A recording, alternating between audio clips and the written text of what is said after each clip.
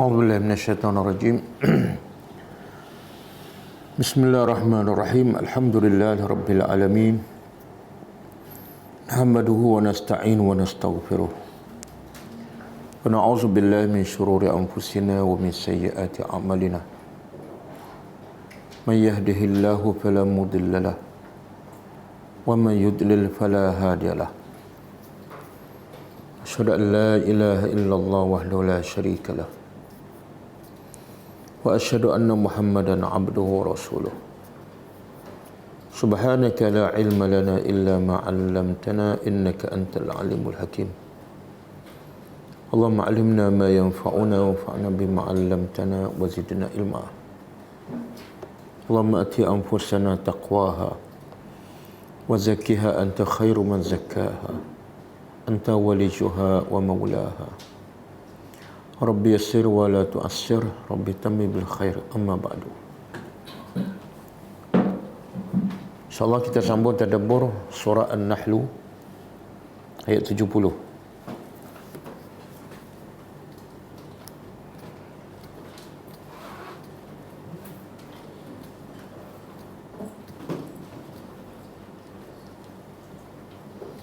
Sebelum tu kita tengok pengajaran ayat lepas. Ayat berapa? 67. Ayat 67. A'udzubillahi minasyaitonir rajim. Wa min samaratin nakhili wal a'nab tattakhizuna minhu sakara wa rizqan hasana. Inna fi dhalika la ayatan liqaumin ya'qilun. Maksudnya, dan dari buah-buahan pokok kurma dan anggur kamu mengambilnya, kamu menjadi daripadanya sakarah, arak dan rezeki yang baik.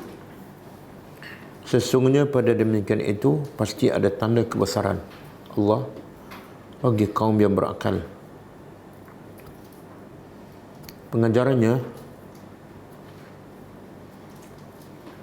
antara tanda-tanda keesaan Allah dan kekuasaannya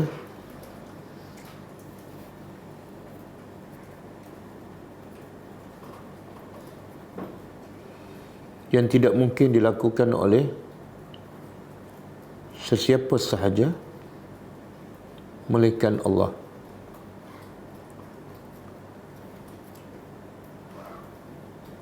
Ialah daripada air keluar tumbuh-tumbuhan dan buah-buahan yang berbagai rupa dan rasa,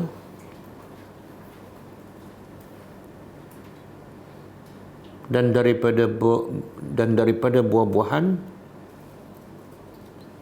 manusia menjadikannya sebagai rezeki yang baik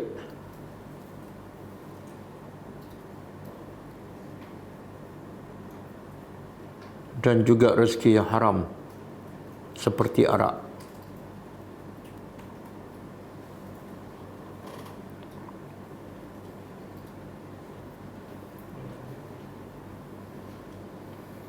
Yang kedua,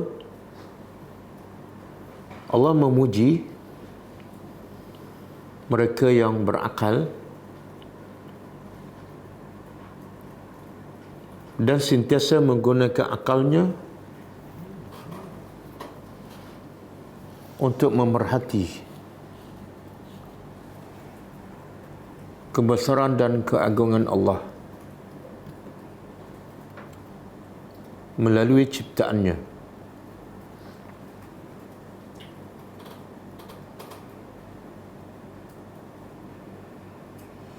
Ayat 68.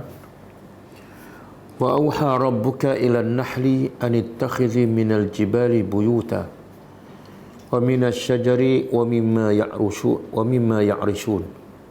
Maksudnya, dan telah diwahyukan oleh Tuhan engkau kepada lebah agar hendaklah mengambil, menjadikan gunung ganang dan daripada pokok sebagai rumah, dan juga daripada apa yang manusia bina.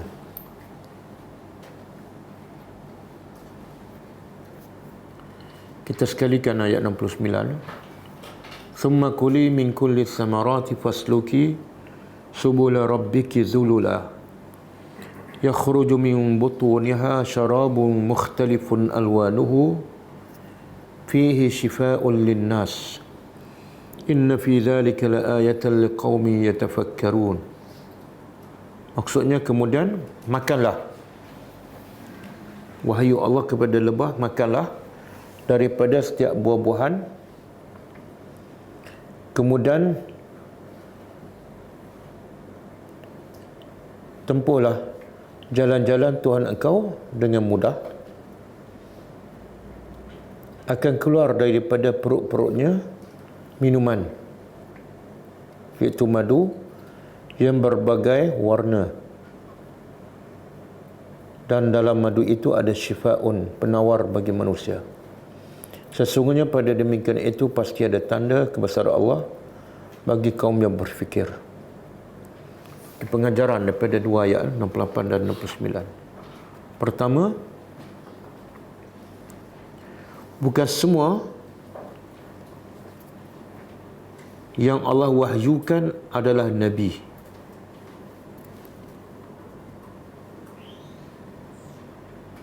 Bahkan ada yang Allah wahyukan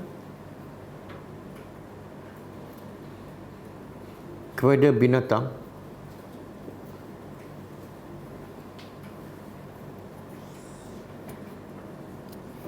yang kedua,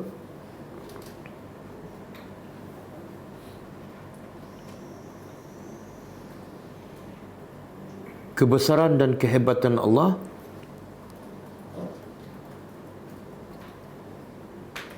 bukan hanya mencipta apa sahaja, tetapi Allah juga mengatur dan mengurus kehidupan setiap makhluknya.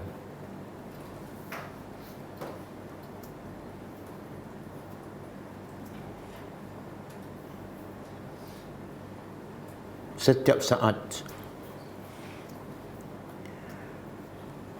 sehingga makhluknya dapat hidup dengan sempurna.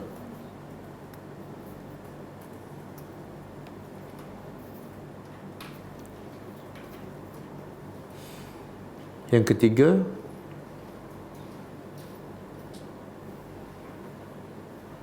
rahmat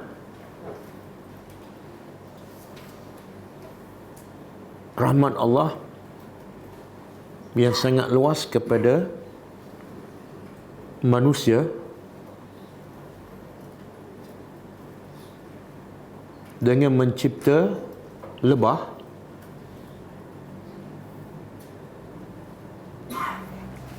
dan buah-buahan sebagai makanan, dan buah-buahan sebagai makanan kepada lebah,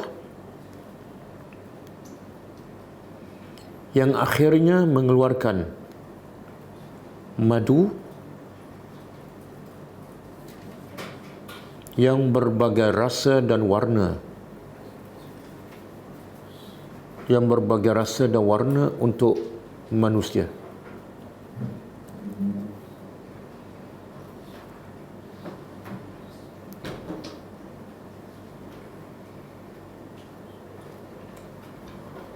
Yang keempat,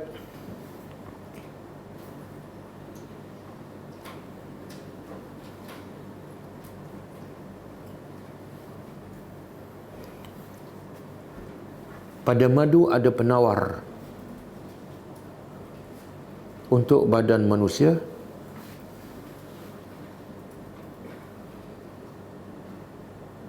Dan pada Al-Quran penawar untuk yang lebih penting daripada badan manusia, iaitu hati.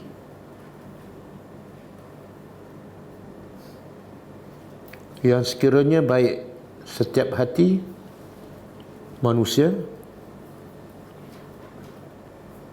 maka akan baiklah seluruh badannya.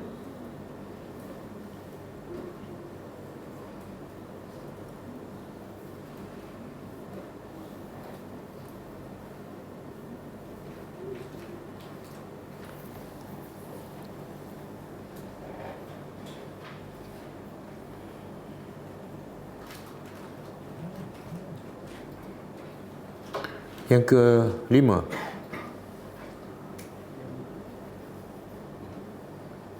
hanya manusia yang berfikir tentang kebesaran Allah sahaja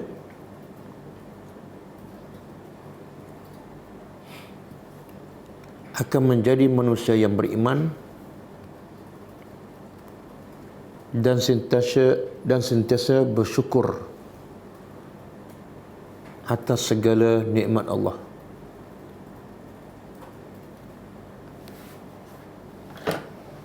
Okey, kita sambung tadabbur ayat.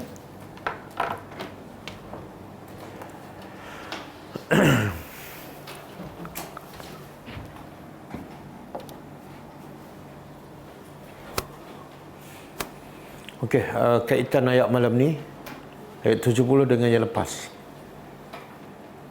The asas antara intipati yang penting dalam surah An-Nahlu ialah tentang bukti keesaan Allah, iaitu melalui ciptaan-ciptaan Allah. Sebab tu kalau kita perasan, banyak ayat-ayat yang kita belajar daripada surah An-Nahlu, Allah menceritakan tentang ciptaannya. Yang mana ciptaan Allah itu tidak ada sesiapa pun yang boleh menciptanya melainkan Allah, yang mengesahkan bahawa hanya Allah sahaja yang berhak disembah. Jadi kalau ayat yang lepas Allah cerita tentang kebesarannya, tentang binatang ternak, tentang laban, susu yang keluar daripada perut binatang yang bercampur dengan darah dan hampas makanan. Kemudian Allah cerita pasal buah-buahan yang daripadanya terhasil Facebook tak ada.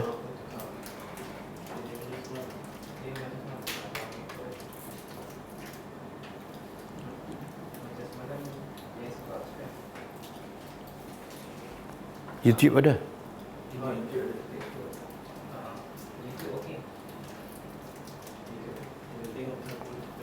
Kemudian nak restart lah.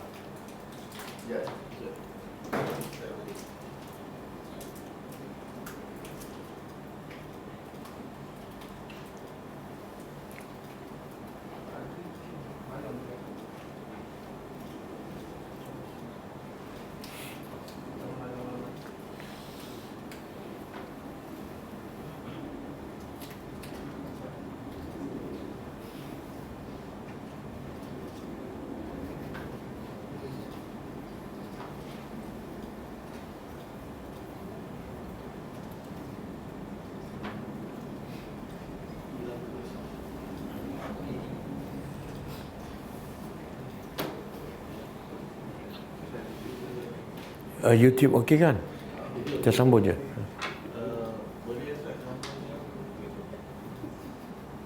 Minta yang daripada Facebook tu masuk YouTube lah. Okey. Jadi ayat malam ni Allah nak sambung lagi tentang kebesaran dan kehebatannya yang membuktikan keesaannya. Kalau sebelum ni Allah cerita pasal binatang, tumbuhan, makanan, maka ayat malam ini Allah cerita sendiri tentang manusia yang paling banyak mendapat manfaat daripada ciptaan Allah. Auzubillahi minasyaitonirrajim. Wallahu dan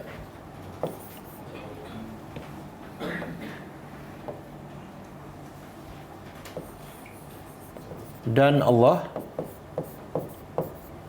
khalaqakum, Dia telah mencipta kamu.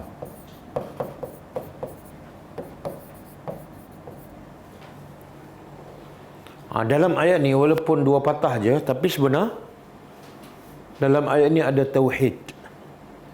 Macam mana tauhid tu? Allah telah mencipta kamu. Di mana tauhid? Apa dia? Dalam dua patah ni ada tauhid. Apa dia? Rububiyah. Apa dia? Iaitu Allah nak beritahu hanya Dia sahaja mencipta. Yang selain daripada Allah tak boleh mencipta. Jadi kalau Allah sahaja yang mencipta, maka wajiblah mengesakan Dia sahaja. Wajiblah hanya menyembah Dia sahaja. Sebab apa? Sebab Dia sahaja yang mencipta. Sebab tu dalam surah Baqarah Allah kata apa? Ya ayuhan nas u'budu rabbakum. Wahai manusia, u'budu rabbakum, sembahlah Tuhan kamu. Kemudian Allah beritahu sebab. Kenapa kena sembah Tuhan kamu? Allazi khalaqakum. Sebab Dia yang mencipta kamu. Dan Allah bukan setakat mencipta kamu, wallazina min qablikum. Dia juga mencipta yang sebelum kamu. Jadi bukan makna Allah cipta kita dan sebelum kita Tuhan yang lain mencipta, tak. Tuhan yang sama daripada Adam sampai kiamat. Jadi kenapa nak mensyirikkan Allah sedangkan penciptanya hanya satu? Jadi Allah telah mencipta kamu, satu, ada tauhid. Yang kedua, bila Allah cipta kamu, iaitu kita, maka kita ni adalah makhluk. Kita dia cipta. Bila Allah mencipta, Allah hebat. Dan bila kita dicipta, kita adalah lemah. Jadi kenapa nak sombong, kenapa nak lawan Tuhan yang hebat? Dan Allah bukan setakat mencipta semua, kemudian yatawaffakum, Dia mewafatkan ataupun mematikan kamu. Juga tauhid, yang mematikan hanya Allah sahaja. Ada manusia boleh mematikan, boleh mematikan manusia ataupun mematikan makhluk? Tidak ada. Walaupun bila Nabi Ibrahim, bila Namrud bertanya kepada Ibrahim, siapa Tuhan kamu? Apa jawab Ibrahim alaihissalam? Tuhan aku ialah allazi yuhyi wa yumit. Tuhan aku ialah yang menghidup dan mematikan. Maka apa kata Namrud? Ana uhyi wa umit. Aku pun boleh menghidup dan mematikan. Apa Namrud buat? Dia ambil dua orang, seorang dia bunuh, seorang dia biarkan hidup. Dia kata yang bunuh aku matikan, yang hidup aku hidupkan. Nak kata apa ni? Bodoh ke cerdik? Sama ada dia bodoh, dia tak faham apa makna menghidupkan dan mematikan, ataupun dia ini bebal. Dia tahu dah dia tak boleh, tapi dia biasalah orang panggil cracking. Nak tegak benar basah. Yang menghidupkan apa makna dia? Daripada tiada kepada ada, itu menghidupkan. Bukan ambil orang hidup biarkan dia hidup. Itu bukan menghidupkan. Kemudian mematikan pula maknanya yang Namrud buat, dia bunuhkan. Itu bukan mematikan. Itu buat sesuatu yang menyebabkan orang mati. Kalau nak mematikan, Tuhan perlu tak alat ataupun apa-apa? Tak. Allah kata mati-matilah. Tak perlu alat dan tak perlu masa pun. Okey, kehebatan Allah dan keesaannya, Dia sahaja mencipta kamu. Kemudian Dia juga yang mewafatkan kamu. Dalam surah Ar-Rum ayat 40, Allah kata Allah cipta kamu, kemudian sebelum Allah mewafatkan kamu ada yang lain di tengah, iaitu Allah memberi rezeki pada kamu. Cuba buka surah Ar-Rum ayat 40. Dah ada balik Facebook? Okey. Allahul ladzi khalaqakum. Allah yang telah, cuba terjemah. Allah yang telah mencipta kamu semua, kemudian dia telah razaqakum. Ada razaqakum. Yang tadi tak ada. Summa yumitukum. Kemudian dia mematikan kamu. Jadi semua Allah. Allah cipta, Allah bagi rezeki, Allah mematikan. Manusia yakin tak yang mencipta manusia ialah Allah? Yakin? Manusia yakin tak yang mematikan manusia ialah Allah? Sebab tu bila datang kematian dia tak boleh buat apa kan. Tapi dalam bab rezeki, manusia yakin tak Allah yang bagi rezeki? Kenapa? Padahal semua Allah. Ayat yang sebaris je. Allah cipta kamu, Allah bagi rezeki, Allah mematikan kamu. Semua Allah. Dalam bab mencipta, manusia yakin. Bab mematikan, manusia yakin. Tapi bab rezeki, manusia ada masalah. Punca rezeki lah seolah menyebabkan dia tak mentauhidkan Allah. Puncanya sebab rezeki. Kenapa? Apa dia? Apa dia? Perkara apa yang gaib? Rezeki. Sebab dia nampak, kalau dia kerja kan dia nampak ada duit fizikal. Dia rasa yang dia buat tu usaha dia. Sebab tu dia percaya Allah. Macam mana?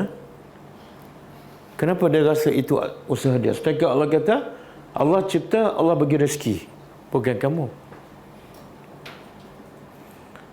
Sebab mencipta ni dia tak nampak usaha dia kan. Memati pun dia tak nampak usaha dia. Kadang-kadang dia usaha untuk hidup panjang, tapi Allah matikan. Tapi rezeki nampak dia berusaha. Tapi ada tak orang usaha tak dapat rezeki? Ada tak orang tak usaha dapat rezeki? Habis kenapa tak yakin? Ramai tak orang usaha cari rezeki sampai tak solat? Ramai kan? Dan ramai tak yang tak cari rezeki tapi tak tinggal solat? Ada? Ada juga. Yang mana betul? Yang tak cari rezeki tak tinggal solat, ataupun yang cari rezeki tinggal solat? Yang mana betul? Dua-dua tak betul. Jadi penganggur tu semua tak betul lah. Tak, yang okey, wajib tak kita berusaha? Wajib. Usaha wajib. Siapa tak usaha dia berdosa. Tapi bila dia usaha dan dia yakin dia dapat rezeki, hasil usaha syirik. Usaha wajib. Tapi dia dapat rezeki bukan sebab usaha. Dia dapat rezeki sebab Allah yang bagi. Kalau dia yakin aku dapat rezeki sebab Allah, sebab usaha aku, syirik kepada Allah. Kenapa? Sebab usaha manusia tidak boleh membawa rezeki. Buktinya ada orang usaha tak dapat rezeki. Keluar pagi balik petang tak dapat duit. Bukan usaha bagi rezeki, tapi Allah. Tapi wajib tak usaha? Wajib.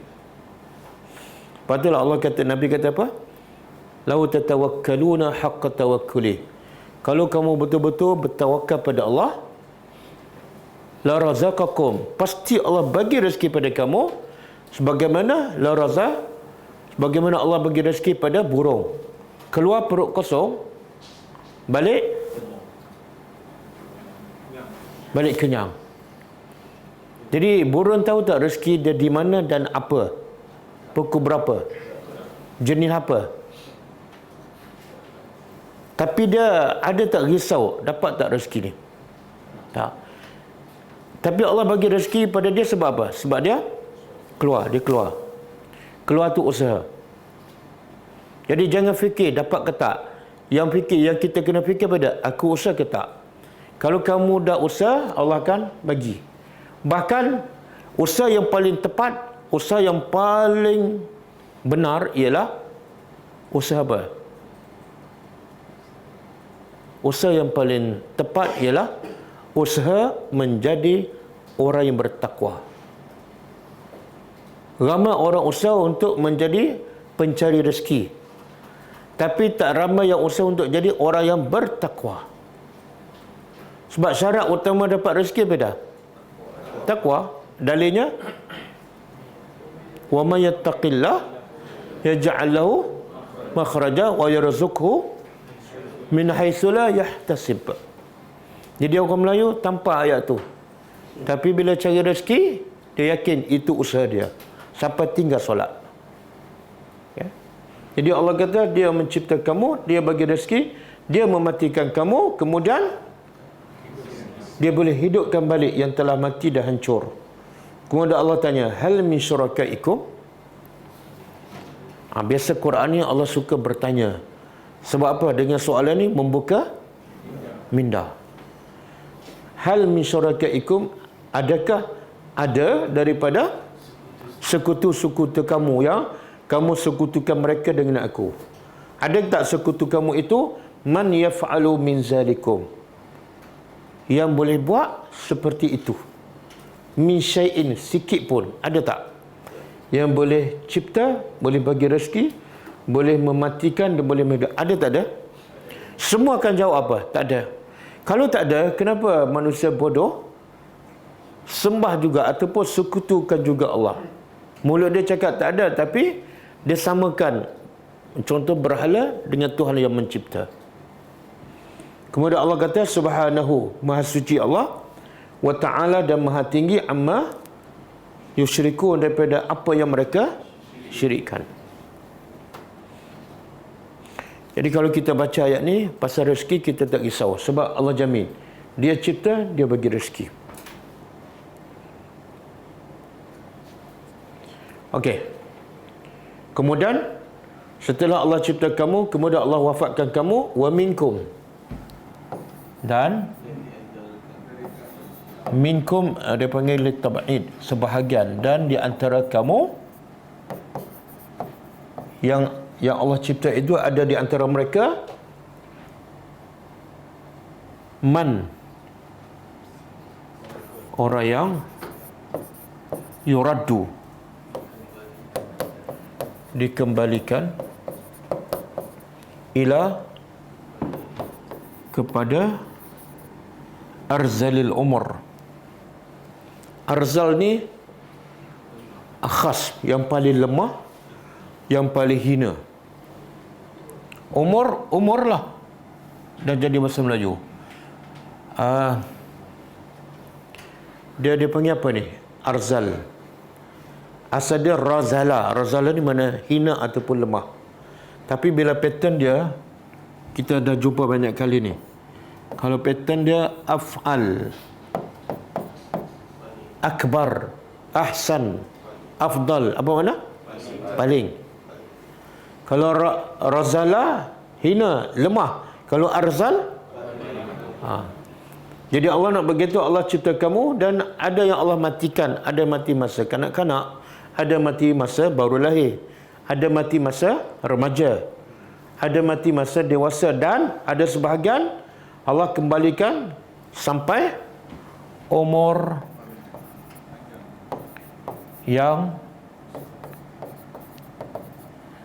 arzal ni bukan setakat panjang, tapi paling teruk, iaitu sampai tahap nyanyuk.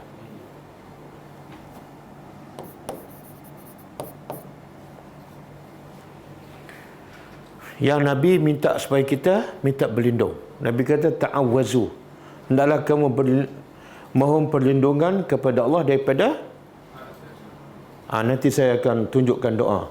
Salah satunya minta berlindung kepada Allah daripada umur yang nyanyuk. Mana kita tahu nyanyuk? Tengok ayat selepas dia. Likai. Kenapa Allah? Ada sebahagian manusia Allah kembalikan, Allah panjangkan umur sampai umur nyanyuk, supaya apa? Likai, supaya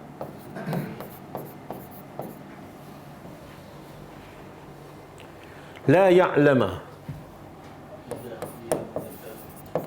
tidak dia mengetahui, ba'da ilmin, selepas berilmu, syai'an, sesuatu pun. Ini bukti nyanyuk apa dah? Kalau orang tanya kenapa Allah ada setengah orang Allah panjangkan umur sampai tua, antara sebabnya Allah nak orang tu tak tahu dah. Selepas dia tahu, lepas tu dia tak tahu apa-apa dah. Ramai kan? Dia hidup dengan isteri dia 70 tahun. Bila umur dia 80, isteri dia tanya, kenal tak? Siapa ni? Sayang dia ni yang hidup dengan abang 80 tahun. Tak kenal, tak pernah tengok pun. Macam mana perasaan kita? Nak geram juga kan? Ha? Tapi itulah ni. La ya'lamu, dia tak tahu apa-apa setelah tahu. Lepas tu datang pula kawan baik dia daripada sekolah rendah lagi. Sekolah rendah, menengah, universiti sama, tempat kerja sama. Kenal tak saya? Siapa ni? Duduk kat mana ni? Tak pernah tengok pun. Ni. La ya'lamu, tak tahu apa-apa. Ada yang tak tahu semua sekali dia lupa. Ada yang jenis lupa yang baru, yang lama-lama ingat. Oh ni kawan dia. Tapi semalam dia main apa dengan kawan dia apa ni lupa dah. Yang baru dia lupa, yang lama dia ingat. Ada juga. Dan ada yang lupa semua sekali. Sebab itulah Nabi sebut dalam satu hadis, antara manusia terbaik siapa? Manusia terbaik.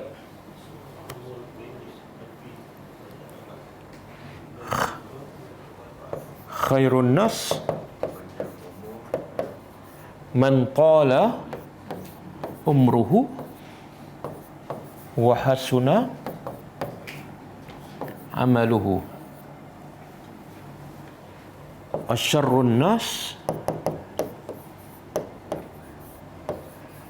man tala umruhu wa sa'a amaluhu. Maksudnya khairun nas, sebaik-baik manusia ialah man tala umruhu, orang yang panjang umurnya tetapi wa hasuna amaluhu, amalannya sentiasa baik. Tapi kalau dah nyanyuk macam ni, ada amal soleh tak? Tak adalah, rugilah. Katalah dia nyanyuk 10 tahun, 10 tahun tak ada amal soleh. Ada diriwayatkan Imam Qurtubi umur dia sampai 120 tahun. Tapi ketika berumur 120 tahun dia masih ingat dan dia boleh melompat macam orang muda. Bila ditanya, kenapa umur kamu dah tua tapi fizikal kamu, ingatan kamu macam orang muda? Maka jawapannya ialah, dia kata, masa muda aku menjaga perintah Allah. Masa muda aku jaga perintah Allah, masa tua Allah jaga aku. Jadi kalau nak awet muda apa dia? Jangan makan kismis. Apa dia? Jaga perintah Allah masa muda. Ada seorang alim pun umur dia tua, tapi ingatan dia, fizikal dia macam orang muda. Bila dia tanya apa rahsianya, dia kata, masa muda aku buang sifat hasad dengki kepada siapa saja, hasad. Maka bila tua Allah jaga jasad aku. Faham? Jasad tu badan lah. Jadi antara tips supaya kita tua macam orang muda, iaitu jangan dengki pada orang. Jangan dengki pada orang. Orang kaya ke, orang sihat ke, orang apa ke, jangan dengki. Kenapa? Sebab itu adalah yang Allah dah tetapkan. Yang paling penting bukan apa apa orang tu dapat. Yang paling penting apa dah? Kita redha dengan pembahagian Allah. Okey. Cuba tengok doa. Doa mengelakkan daripada nyanyuk yang Nabi ajar. Cuba tunjuk hadis.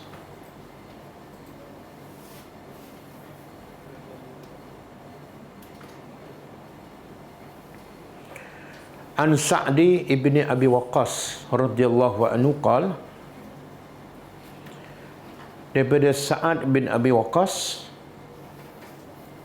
radhiyallahu anhu, dia berkata, ta'awwazu bi kalimatin. Kata Sa'ad, mintalah berlindung dengan beberapa ayat ataupun beberapa doa. Kana Nabi SAW, yang Nabi adalah sentiasa berlindung dengannya. Subhanallah, orang sehebat Nabi pun baca doa ini dan berlindung. Maknanya orang macam kita lagi kena baca dan berlindung. Apa doanya? Allahumma inni a'udzubika minal jubni. Ya Allah, satu, aku mohon, aku berlindung dengan engkau daripada sifat jubni. Apa dah jubni? Pengecut. Kan? Kita ada tak sifat pengecut? Ada. Pengecut apa ni? Ha? Penakut apa? Kadang-kadang takut nak cakap benda yang benar, kan? Kadang-kadang takut nak tegur anak. Kadang-kadang takut nak tegur isteri. Sebab isteri menakutkan. Kadang-kadang takut nak tegur sahabat, kan? Bila kita tak tegur orang kita sayang, sebenarnya kita sayang ke tak? Tak sayang. Maknanya kita rela dia duduk dalam maksiat, dalam kemungkaran, dalam bid'ah selama-lamanya. Sebenarnya kita tak sayang. Biarlah dia kejap hati sekejap supaya akhirnya dia tinggal benda yang salah. Yang kita teruk apa dia? Penakut apa ni? Penakut kepada benda yang tak patut dia takutkan, iaitu hantu, kan? Bila dia tidur, dia tak boleh bangun tengah malam sebab takut. Dia tahan je. Ada. Saya jumpa makcik umur dah 70, 80. Bila nak bangun malam, dia kena kejut cucu. Bangun sekali. Itu bahaya tu, penyakit tu. Sampai ketua pun ada jubni. Jadi minta pada Allah, jauhkan sifat penakut. Yang kedua, wa a'udzubika minal bukhli. Aku berlindung dengan engkau daripada sifat bakhil. Bakhil ni, jangan kita tengok kepada bakhil harta sahaja. Tapi bakhil ni luas. Termasuklah bakhil ilmu. Kita ada ilmu, orang jahil, kita tak sampaikan, kita bakhil itu, kan? Jumpa orang tapi tak senyum, bakhil itu. Bakhil dengan senyuman. Mahal sangat senyum dia, berkerut je, kan? Bakhil dengan apa? Nasihat. Okey, yang ketiga, wa a'udzubika min an uradda ila arzalil umur.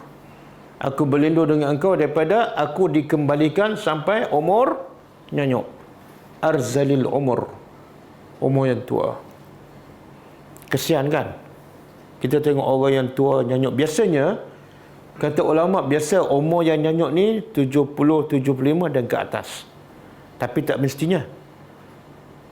Sebab itulah orang beriman tak akan nyanyuk. Orang beriman tak akan nyanyuk. Kenapa?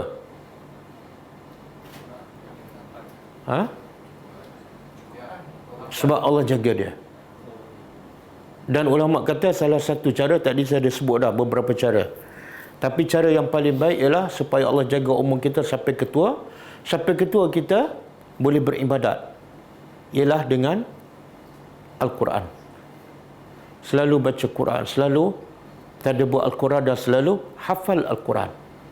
Kalau banyak masa kita membaca, menghafal dan murajaah, insya-Allah sampai ketua kita tidak akan nyanyuk. Okey. Kemudian yang keempat, wa a'udzubika min fitnati ad-dunya. Ini yang ketiga.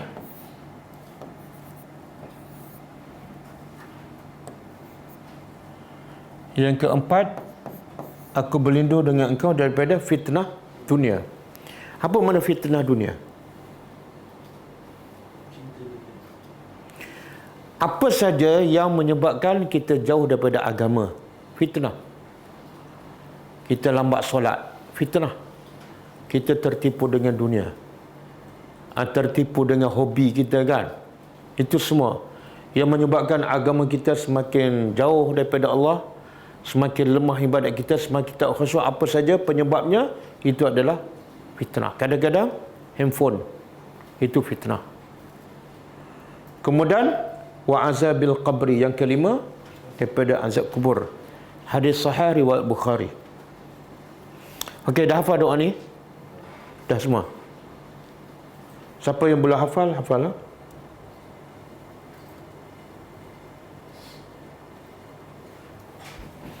Hadis ni Nabi kata apa? Sebaik-baik manusia orang yang panjang umur dan baik amalannya. Umur 90 tahun tapi amal soleh masih ada. Dan wasyarrun nas, sejahat-jahat manusia orang yang panjang umur tapi buruk amalannya. Sampai ketua tak pergi masjid, sampai ketua main dam, main haji.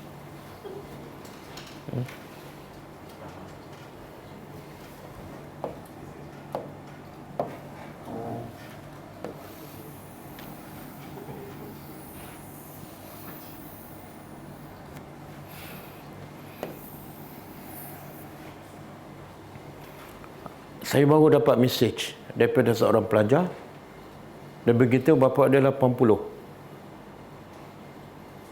Jadi bila suruh solat berat je. Tapi akhbar dia baca, perkembangan politik dia tahu, pilihan raya dia tahu. Tapi bila solat dia macam lupa je. Itu antara kesan. Kita minta jauhkan. Innallah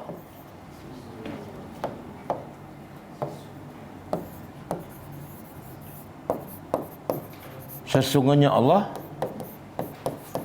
alimun, maha mengetahui, qadirun, maha berkuasa. Biasa bila Allah cerita tentang diri dia, dia mencipta, dia menghidupkan, dia bagi rezeki, biasanya Allah tutup dengan dua sifat ni. Satu alimun, yang kedua qadirun. Kenapa? Sebab siapa yang nak mencipta, dia mesti ada dua syarat. Nak buat apa-apa mesti ada dua syarat. Pertama, mesti ada ilmu. Yang kedua, mesti ada kudrah. Kalau dia ada ilmu, kepakaran, tapi tak ada tenaga, dia tak boleh buat. Ataupun salah satu, dia tenaga dia kuat tapi tak ada ilmu. Tenaga bukan main kuat, boleh angkat 500 kilo. Tapi bila paik kat dapur patah, dia pingsan. Sebab apa? Tak ada ilmu. Jadi kehebatan Allah ada dua-dua. Satu ilmu, satu kudrah.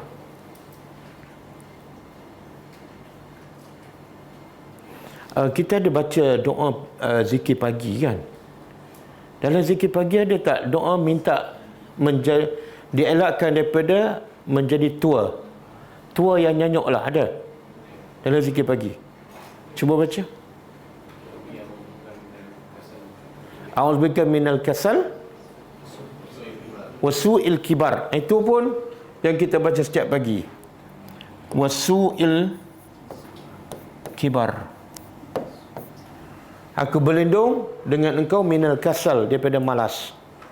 Dan juga berlindung daripada wasu'il kibar. Kibar ni tua, su' ni buruk. Tua yang buruk. Tua yang nyanyuk. Jadi siapa yang dah baca zikir pagi tu, insya-Allah cukup. Tak hafal yang tadi pun tak apa.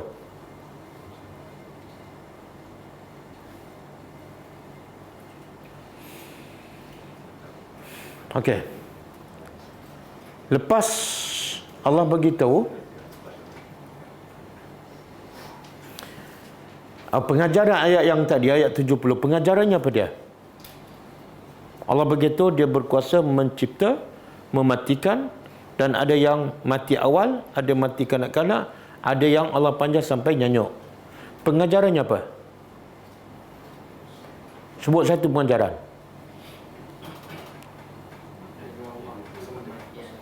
Apa dia? Pengajarannya jangan minta panjang umur. Sebab orang kita suka minta panjang umur kan? Kita ada jaminan tak panjang umur tu sihat dan boleh beramal? Tak ada jaminan. Jadi jangan minta panjang umur. Minta apa? Apa dah? Minta pendek umur. Sofian, yang minta dululah. Tak, minta pendek umur tu salah lah. Itu macam putus asa dengan kehidupan. Tak minta apa? Yang Allah suruh. Tawaffani musliman. Allah kata apa? La ya ayyuhallazina amanu ittaqullah. Wahai orang beriman, bertakwalah pada Allah, wala tamutunna. Jangan kamu mati illa wa antum muslimun. Jangan kamu mati melainkan kamu mati dalam Islam. Minta mati dalam Islam, panjang pendek tak penting. Apa guna umur panjang tapi mati bukan dalam Islam. Tapi kalau mati ketika umur pendek, mati dalam iman, okey. Okey, kemudian setelah Allah sebut perbezaan umur, ada umur pendek, ada umur panjang, sekarang Allah sebut pula perbezaan rezeki. Tadi perbezaan umur, sekarang perbezaan rezeki. Wallahu, dan Allah faddala,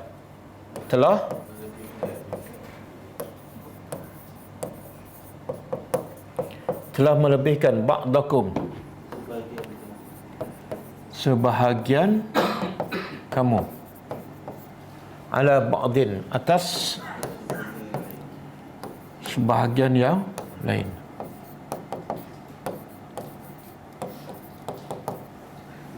Fir rizqi, pada rezeki.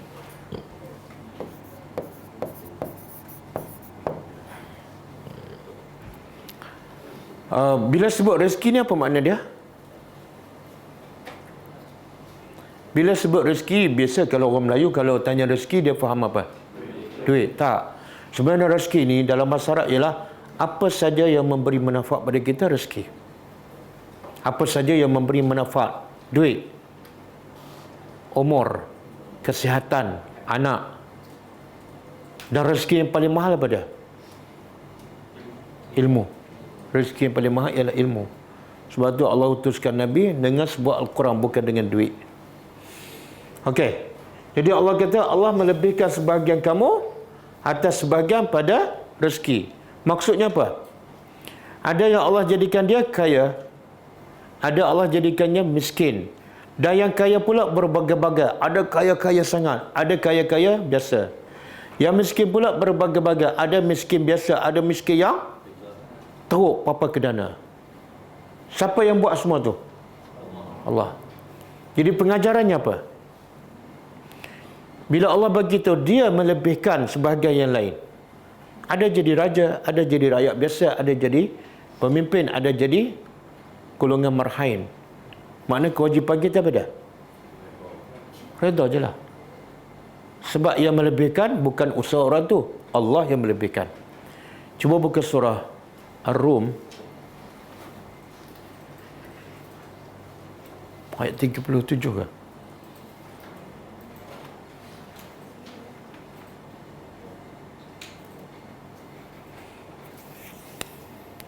Okey.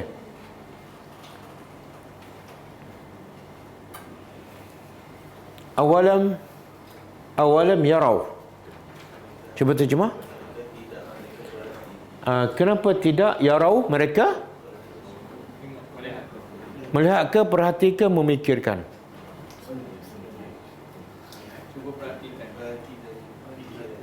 Kenapa mereka tidak berfikir?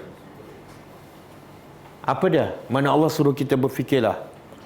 Apa yang Allah suruh kita berfikir? Annallah, sesungguhnya Allah yabsutu apa dia? Melapangkan ar-rizqa, rezeki, liman yasha, kepada siapa dia kehendaki. Allah tengok, Allah nak bagi rezeki bukan pada orang yang kerja keras, tak. Allah nak bagi rezeki pada siapa yang Allah nak. Wa yaqdir, dan yaqdir lawan dia yabsutu. Yabsutu melapangkan, yaqdir menyempitkan. Jadi yang melapangkan rezeki Allah, yang menyempitkan Allah. Jadi apa patut kita buat? Kalau Allah melapangkan, Allah menyempitkan, apa patut kita buat? Bergantung pada Allah lah, jangan bergantung pada manusia. Bergantung pada Allah, jangan bergantung pada bos, jangan bergantung pada syarikat, jangan bergantung pada suami, jangan bergantung pada mak bapak. Semua tu tak boleh melapangkan rezeki kita dan tak boleh menyempitkan. Okey. Sebab itulah kalau kita tengok sejarah Nabi kan, Nabi asalnya kaya tak?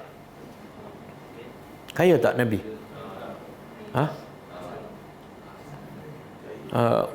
Ulama berbeza pendapat. Ada kata kaya, ada kata miskin. Kaya? Dia masa di Mekah. Oh, kaya ke masa kat Mekah? Tak kaya kan?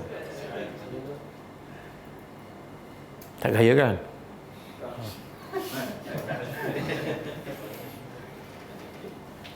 Tak kaya lah, tapi taklah miskin kan? Cukup makan. Lepas tu Nabi buat kerja apa? Tak boleh Khamis boleh jadi Nabi.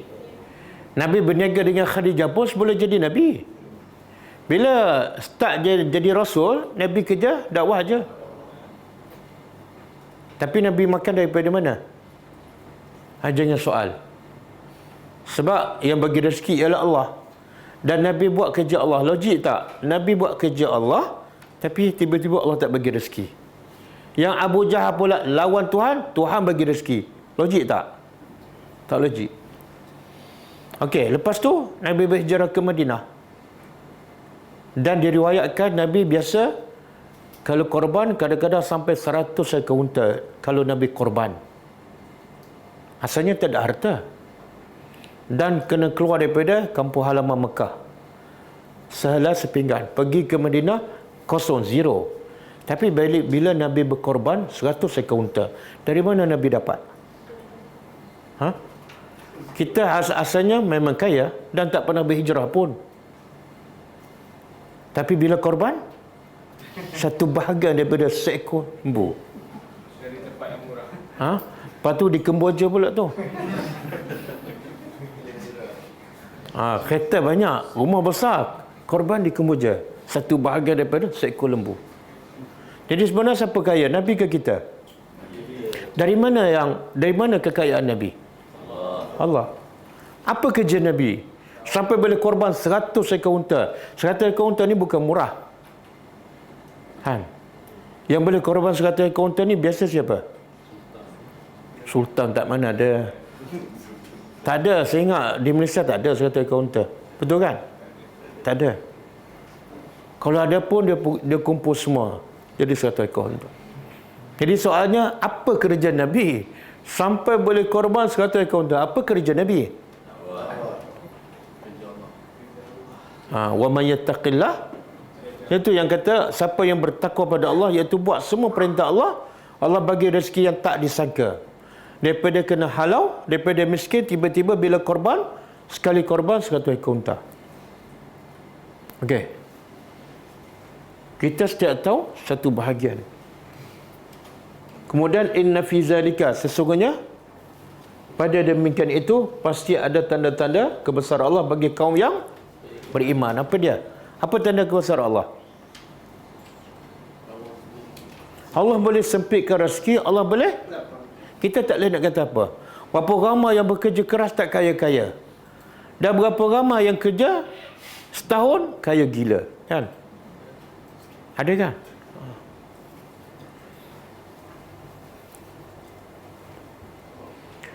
Ada guard yang kat rumah saya, ada orang taman tu celebrate lah. Sebab apa? Sebab 6 tahun bekerja kat situ. Guard je. Kerja guard lah 6 tahun. Apa dia? Angkat palang. Tak kaya-kaya 6 tahun. Tapi ada orang bekerja 6 bulan jadi kaya. Sebab Allah yang melapangkan dan Allah yang... Jadi Allah nak beritahu, kalau aku melapangkan rezeki, aku menyempitkan, cari akulah. Jangan bergantung pada manusia. Okey, kemudian fama maka tidaklah allazina, orang-orang yang fuddilu, tidaklah orang-orang yang mereka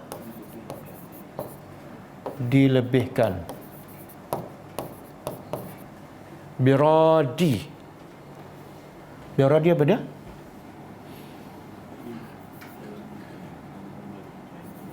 Memulangkan, rad, ataupun menjadikan. Rezeki mereka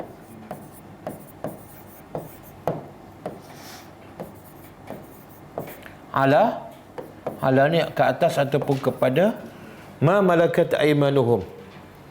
Apa maksud ma malakat aimanuhum? Iaitu hamba. Apa yang dikuasai oleh tangan kanannya, maksudnya ialah hamba. Kepada hamba-hamba mereka. Fahum? Lalu mereka fihi, padanya nya ni balik pada apa? Nya ni balik pada apa? Rezeki. Balik pada rezeki ni. Sawaun, sama. Okey. Apa maksud ayat ni? Siapa boleh faham?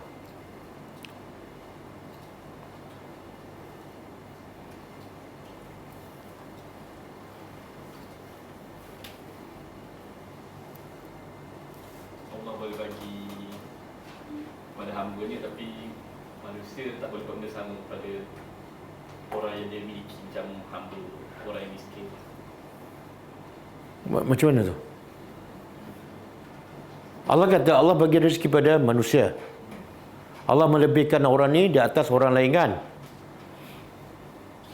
Kemudian Allah tanya, ada tak orang yang boleh menjadikan rezeki dia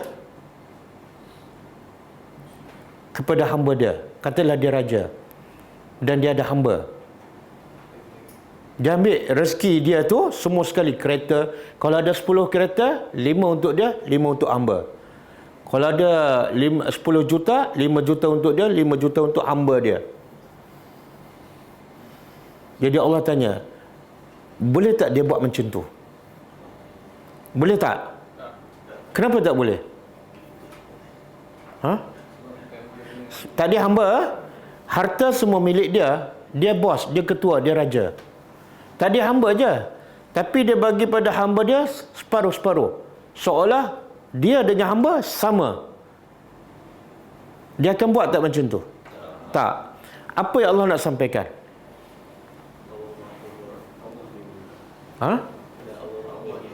Kalau kamu tak akan buat, harta kamu, milik mutlak kamu, kamu tak akan bagi pada hamba, berkongsi.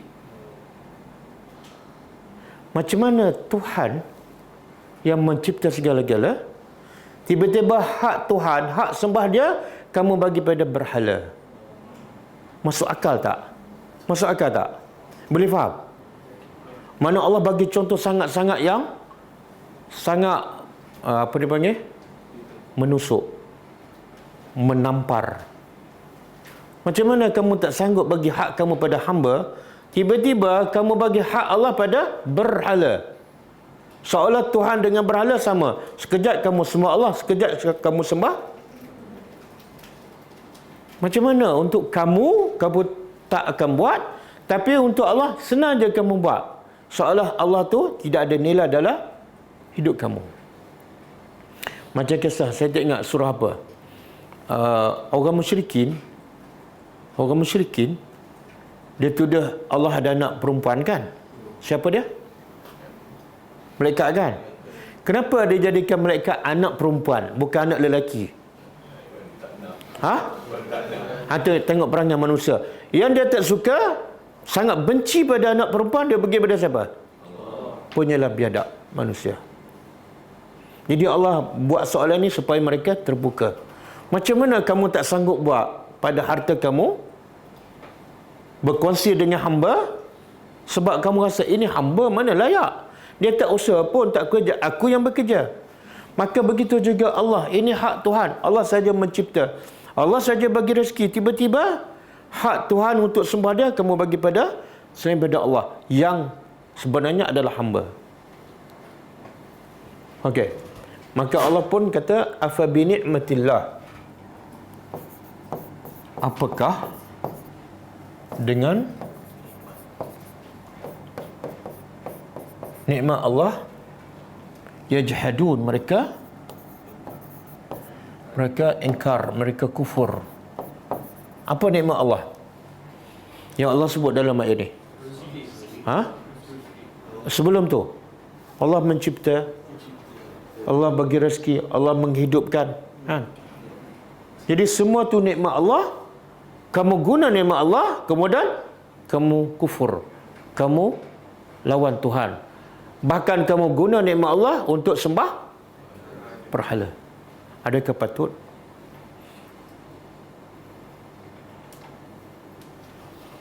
Okey. Ayat ini sama dengan surah Fatir. Surah Fatir ayat 37.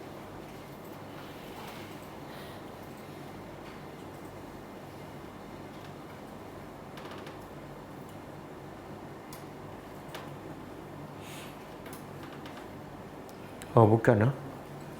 Ada lagi surah Fatir. Zukhruf 32. Cuba tengok.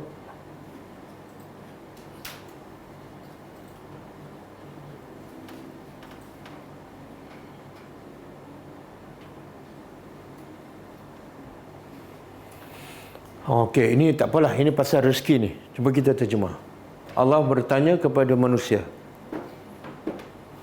Bila Allah lantik, Allah utuskan Rasul, ada manusia tolak kan? Seolah manusia ni nak bagi Tuhan, Rasul tu sepatut kami yang pilih, bukan engkau yang tetapkan. Jadi Allah tanya mereka, ahum yaqsimuna rahmata rabbik? Adakah mereka yang apa yaqsimu? Membahagi-bahagikan rahmat Tuhan engkau? Apa maksud rahmat di sini? Rahmat yang paling besar ialah Rasul. Betul kan? Wa ma arsalnaka illa rahmatan lil alamin. Cuba bayangkan Rasul tak ada, apa jadi? Allah suruh solat tapi Rasul tak tunjuk cara sebab Rasul tak ada. Allah suruh puasa tapi tak tahu caranya. Apa jadi dengan ibadat kita? Semua hancur. Jadi Allah kata Rasul tu adalah rahmat. Tapi bila Allah utuskan Rasul, mereka tolak macam-macam alasan, seolah mereka nak pilihan mereka. Maka Allah bertanya, adakah mereka yang membahagi-bahagi rahmat Tuhan? Adakah mereka lebih tahu siapa yang layak jadi Rasul? Kemudian Allah kata, nahnu qasamna, kami yang membahagikan antara mereka ma'isyatahum. Ma'isyah ni apa? Kehidupan mereka, pasal rezeki, yang kaya yang miskin kami pun bagi. Maka kalau kehidupan dunia dari segi rezeki kami yang bagi, rahmat Allah ni iaitu Nabi dari segi apa? Agama. Kalau dunia pun kami bagi, kalau agama lagi kami yang bagi. Jadi jangan ambil hak Tuhan. Wa rafa'na, dan kami angkat sebahagian mereka di atas sebahagian yang lain darajat. Ada jadi pemimpin, ada jadi orang bawah. Liyatakhiza ba'dhum ba'dha, supaya sebahagian mereka mengambil sebahagian yang lain sukhriya, sebagai sukhriya ni mana? Kita baca doa subhanallazi, naik kenderaan. Daripada berkata sakhara. Maha suci Allah yang menggerakkan. Jadi Allah, kenapa Allah nak bagi hikmah? Kenapa ada yang Allah jadi kaya, ada jadi miskin? Supaya apa? Supaya yang kaya boleh manfaat pada yang miskin. Yang miskin dapat manfaat daripada orang kaya. Kalau semua kaya, apa jadi? Cari orang buat rumah tak ada. Kenapa? Rumah saya dah besar dah, saya tak perlu buat rumah awak. yang kutip sampah pun tak ada. Sebab semua kaya. Jadi hikmahnya Allah jadi, yang ada yang kaya, ada yang miskin, ada yang senang, ada yang susah. Supaya apa? Saling berhajat antara satu sama lain. Dan Allah kata, wa rahmatu rabbika, rahmat Tuhan engkau adalah khairun, lebih mimma yajma'un, daripada apa ni? Rahmat Tuhan engkau pada, rahmat Tuhan engkau khairun, lebih baik daripada apa yang mereka kumpul. Yang mereka kumpul apa dia? Harta lah. Manusia kumpul harta je. Rahmat Tuhan engkau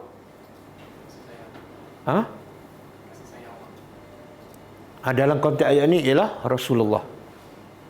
Jadi Allah kata Rasulullah tu adalah jauh lebih baik daripada harta yang kamu kumpul. Sebab tu saya pernah ceritakan, bila berlaku peperangan Hunain,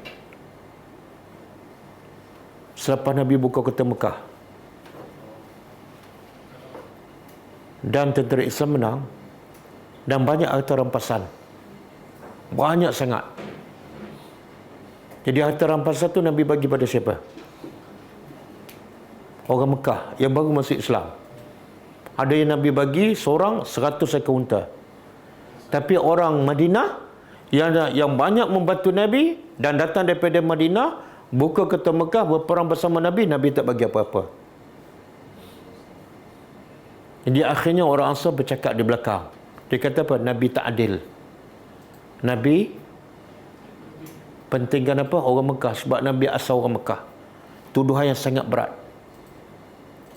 Maka bila dilapor pada Nabi, Nabi kata panggil semua orang Ansar.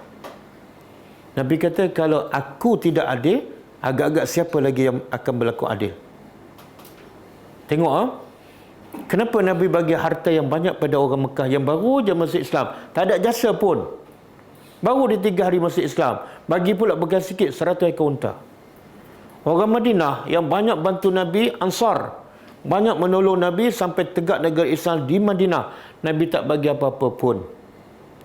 Kalau kita duduk tempat orang Ansar, terasa tak? Mengajuk tak? Keluar Jumaat tak? Left group tak? Tengok cara Nabi berfikir. Dan tengok cara sahabat berfikir. Walaupun sahabat tu orang Ansar, orang lama, tapi masih ada apa? Cintakan dunia. Siapa tahu apa rahsia kenapa Nabi bagi harta banyak kepada orang Islam Mekah yang baru masuk Islam.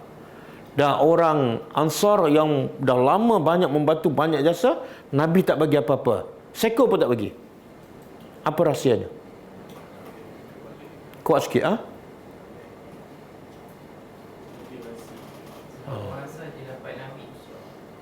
Sebab orang Ansar dapat Nabi, orang Mekah dapat unta. Nabi kata kepada orang Ansar, bukan kamu dulu sesat sembah berhala, tapi Allah bagi hidayat pada kamu melalui aku. Orang Ansar kata betul. Bukankah dulu kamu berpecah belah, bergaduh, berperang, Aus dengan Khazraj kan, beratus tahun, silap sikit je bergaduh, berperang, bunuh membunuh, tapi Allah satukan kamu dengan Islam melalui aku. Betul tak? Betul. Maka Nabi tanya, kamu tak reda ke kamu balik ke Madinah dengan Rasulullah? Orang Mekah balik Mekah dengan unta, kamu tak reda ke? Boleh faham? Jadi nikmat Nabi tu. Sebab bila dia ada Nabi bersama, sahabat salah, Nabi tegur. Tapi kalau orang Mekah, kalau dia buat salah, unta tegur tak? Nak begitu, tengok kadang-kadang orang Ansar ni dah lama beriman, tapi kadang-kadang terfitnah dengan harta. Itu orang Ansar. Kalau kita, berapa ramai yang sibuk cari dunia, tertinggal rahmat Tuhan engkau. Sunnah Nabi tak belajar, Quran tak belajar, hadis tak belajar. Sebab apa? Nak harta rampasan. Okey.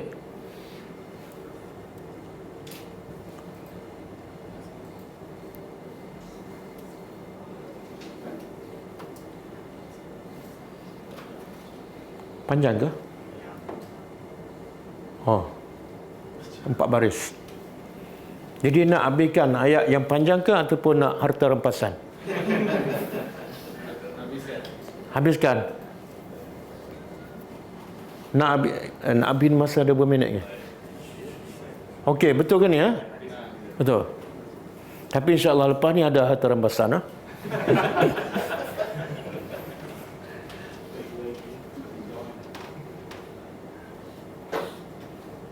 Okey.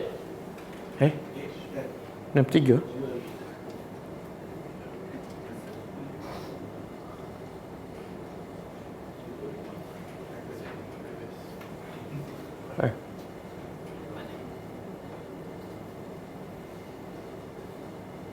Okey. Kita terjemah. Wallah dan Allah ja'ala telah menjadikan lakum. Lepas ni sampai satu masa saya tak nak tulis dah. Sebab saya anggap pelajar semua dah terror. Allah tak payah tulis kan? Ja'ala telah menjadikan lakum bagi kamu min anfusikum dari diri-diri kamu azwaja pasangan-pasangan. Apa yang Allah nak bagi tahu ni? Ni antara nikmat yang Allah nak bagi tahu pada kita yang ramai tak sedarkan. Nikmat apa di sini? Allah menjadikan kamu min anfusikum azwaja. Nikmat apa? Pasangan satu nikmat, tapi ada satu lagi yang lebih besar daripada itu. Iaitu pasangan tu Allah jadikan daripada manusia. Sebab apa? Cuba bayangkan kalau Allah jadikan manusia kena berkahwin dengan jin, apa jadi? Boleh tak kita hidup tenang, bahagia? Kan salah satu tujuan berkahwin apa dah? Litaskunu ilaiha. Litaskunu ilaiha. Allah jadikan pasangan kamu daripada jenis manusia supaya apa? Litaskunu, supaya kamu tenang. Betul tak? Tapi kalau bangun malam tengok jin sebelah, tenang tak? Ataupun Allah jadikan pasangan kita binatang, kahwin dengan harimau, tenang tak? Allah nak begitu nikmat tu. Nikmatnya ialah Allah jadikan pasangan kamu daripada jenis manusia juga. Dan ayat ni ulama kata menafikan bahawa manusia boleh kahwin dengan jin. Ayat ni menafikan. Manusia mesti kahwin daripada jenis manusia, bukan jin. Ada kan? Dalam kitab Mustika kan? Manusia kahwin dengan bunian, lepas tu beranak hilang anak kan? Bunian ambil. Karut betul Malaysia.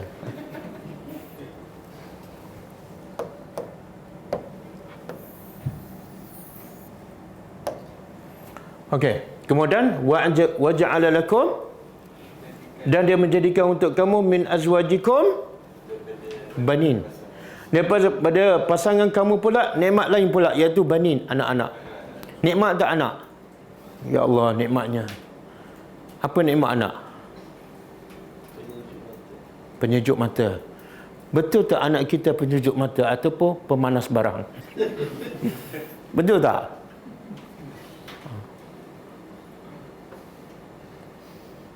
Tapi secara umumnya anak-anak kita ni masa kecil tu penyejuk mata lah. Masa dah besar tu, tadi saya pergi sekolah tahfiz, ada budak-budak hafiz umur 12. Saya tanya, berapa juz hafal? 5. Apa cita-cita nak jadi YouTuber? Tak betul. Saya terkejut. Macam mana boleh terfikir tu? Saya tanya, apa faedahnya? Tak tahu, seronok. Mulut hafal Quran, pakai serban.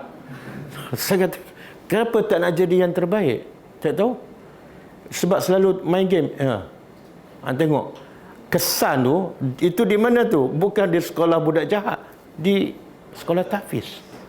Sedang menghafal Al-Quran. Dalam kepala dia beda. YouTuber. Saya pun jarang dengar apa makna YouTuber. bahaya. Jadi Allah kata anak adalah nikmat. Pertama-tama kalau anak tu anak yang soleh. Yang paling penting ialah anak tu boleh bantu kita masa kita dah mati dalam kubur. Doa anak akan melapangkan kubur ibu bapa.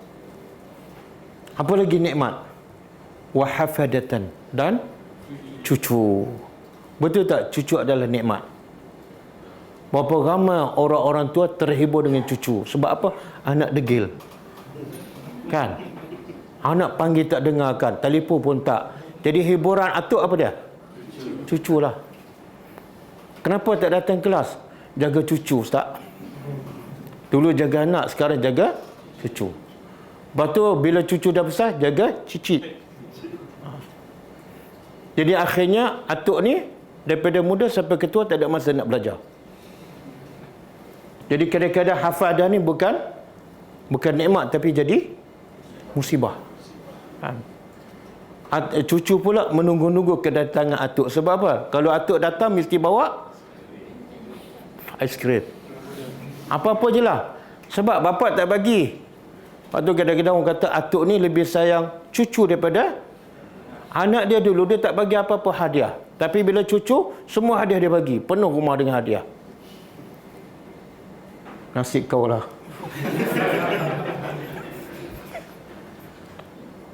Okey. Warazaqakum, dan dia memberi rezeki pada kamu minat tayyibat. Tengok Allah sebut satu-satu. Allah kata satu, pasangan kamu daripada manusia, satu nikmat. Kamu tenang.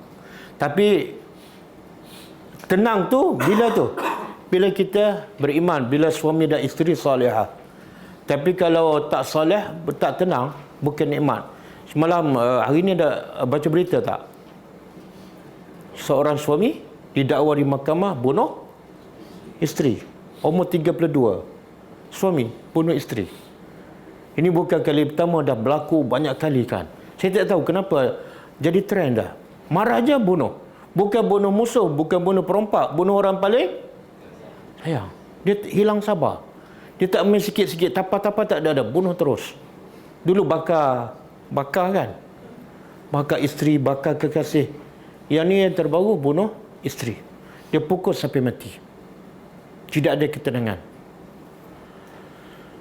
Okey, dia memberi rezeki pada kamu minat tayyibat. Jadi sebab itulah bila kita tadabbur Al-Quran, kita tengok satu-satu nikmat yang Allah sebut, kita tak akan kufur.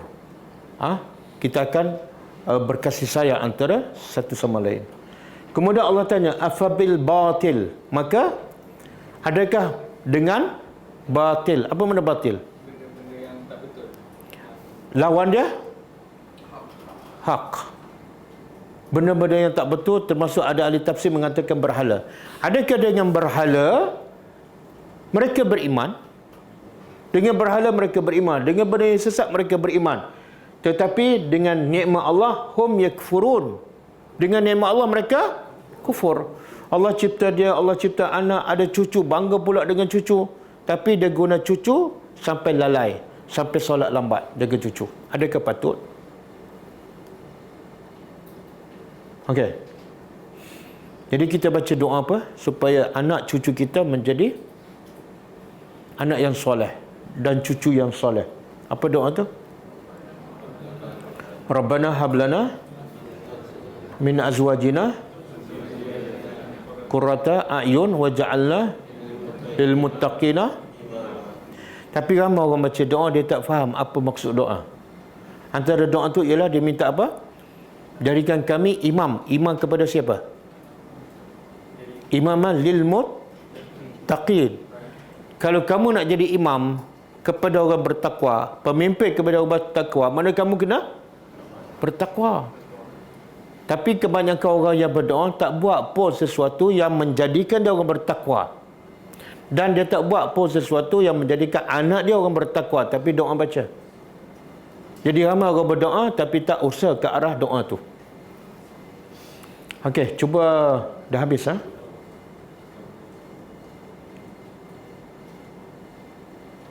Ini sambungan ke?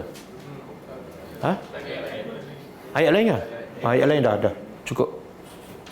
Cukup kita nak makan apa ni, harta rampasan.